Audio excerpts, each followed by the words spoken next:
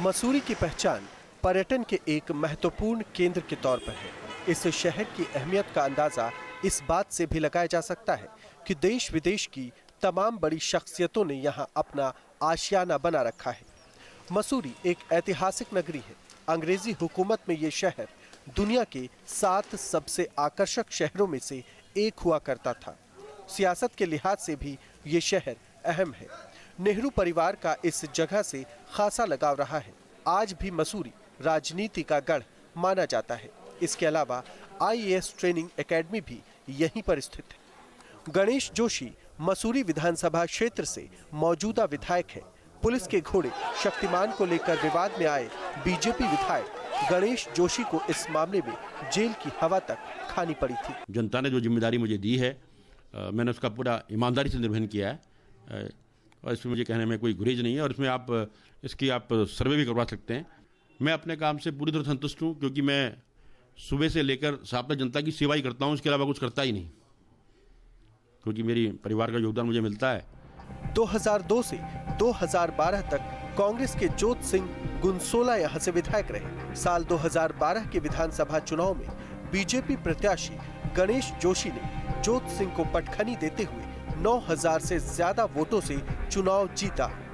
मसूरी विधानसभा क्षेत्र में करीब 2.5 लाख की जनसंख्या है, जहां करीब 1,30,000 मतदाता हैं। मसूरी विधानसभा कॉस्मोपॉलिटन सिटी है, जिसमें सभी जाति धर्म के लोग बसे हुए हैं। यहाँ गोरखाली, गढ़वाली, मुस्लिम, सिख, दलित, बनिया और ईसाई बड़ी तादाद में रहते हैं। लेकिन इस विधानसभा में जातीय समीकरण नहीं चलता, क्योंकि यहाँ वोटिंग करते वक्त ज्यादातर मतदाता जाति देखकर वोट नहीं करते। फ्रीज जोन जो था वो सरकार ने हटाया। उसने यहाँ अपने उसके चेलों ने जो है कि उसने कैबिनेट में तो सत्ताधारी दल ही होता है, कैबिनेट का फैसला है, वो जोशी का फैसला तो नहीं है। तो ये तो झूठ का पुलंदा लेकर के आया है और झूठ के सिवाय और कुछ नहीं है। इस विधानसभा में हमेशा से विकास एक अहम मुद्दा रहा है। जहां एक तरफ विपक्षी दल गणेश जोशी को नाकाम बताते हैं, वहीं खुद गणेश जोशी को अपने कराए विकास कार्यों के बूते जीत का भरोसा है। मसूरी से अमित गुप्ता, न्यूज स्टेट, उत्तराखंड, उत्तर प्रदेश।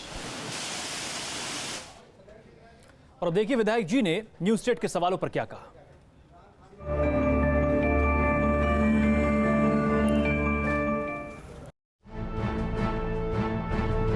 इस कार्यकाल की सबसे बड़ी उपलब्धि। देखिए, सबसे पहली मेरी उपलब्धि, जहां पहले विधायक दिखता नहीं था, जनता से मिलता नहीं था, विधायक को लोग ढूंढते रहते थे। अगर विधायक को ढूंढना हो तो यहाँ से मसूरी जाना पड़ता था, मसूरी जाते तो मसूरी भी नहीं मिल पाते थे। 24 घंटे में जनता के बीच में उपलब्ध रहा हूँ। सिर्फ एक फ़ोन पर मुझे किसी कार्यकर्ता का या किसी आम आदमी का अगर फ़ोन आता है तो मेरी पूरी कोशिश होती है कि उनके बीच में पहुँचूँ। तो जनता के बीच में उपलब्ध रहना मेरी सबसे बड़ी उपलब्धि है।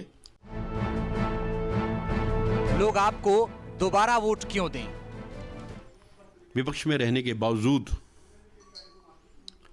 मैंने एक एक गांव को, शायद ही कोई ऐसा गांव हो जहां पर मैंने काम नहीं कराया हो, शायद ही कोई ऐसा मोहल्ला हो जिसमें मैंने काम नहीं कराया हो, ऐसा वार्ड ना हो।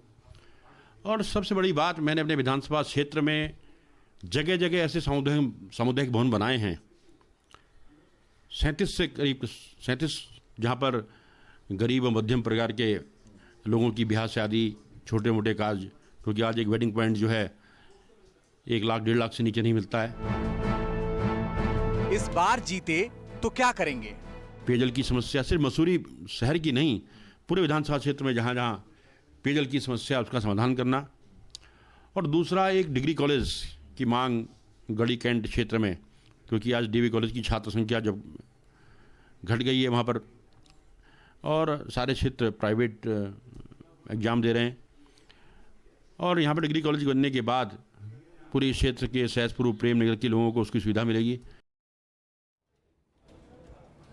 और अब देखिए विपक्ष हमारे सवालों पर क्या कहता है।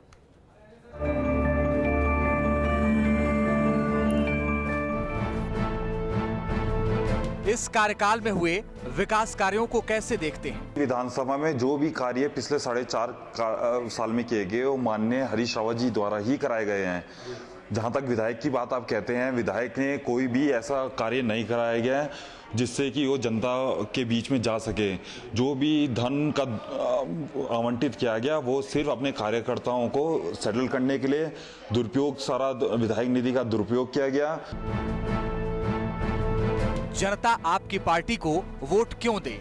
हरीश रावत जी ने ऐतिहासिक काम मसूरी विधानसभा में करे हैं। जहां तक मसूरी विधानसभा की बात है, Sahastradhara parking, town hall, concrete parking और इसके साथ जो तमाम बड़ी योजनाएं, सहस्त्रधारा पुड़कल, रोपवे और मसूरी विधानसभा के अंदर 400 करोड़ रुपए से अधिक के कार्य जो पिछले 4 साल में हरीश रावत जी द्वारा कराए गए हैं, वो एक सराहनीय कार्य गए हैं और इसी को लेकर हम जनता के बीच जाएंगे। आपकी पार्टी जीती तो आपकी प्राथमिकता क्या होगी? बिल्कुल, एक जो मसूरी एक पिछड़ चुका था उसको एक प्रमोट करने के लिए, जो एक बीच का एक 20 साल का गैप बन चुका था, मसूरी में विकास कार्य बिल्कुल ठप पड़े थे, उनको आगे बढ़ाने के लिए नए पर्यटन सर्किट बनाए जाएंगे, मसूरी का विस्तार किया जाएगा और साथ में नए पर्यटक स्थलों का भी डेवलपमेंट किया जाएगा ताकि नए युवाओं को रोजगार से जोड़ा जा सके। और ये पब्लिक है, सब जानती है।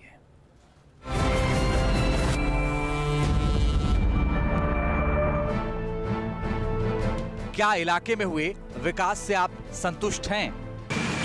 90% इसके में जो विकास कार्य हुए हैं, क्या आप उनसे संतुष्ट हैं? पूरी तरह से। सच्चाई से कहा जाए तो पूरी तरह से संतुष्ट नहीं हो सकता। माननीय विधायक महोदय, उन्होंने क्षेत्र विशेष को ही लाभ पहुंचाया है, मेरा मानना तो ये है। कहीं ऐसी उपलब्धि मुझे दिखाई नहीं देती मसूरी विधानसभा क्षेत्र में।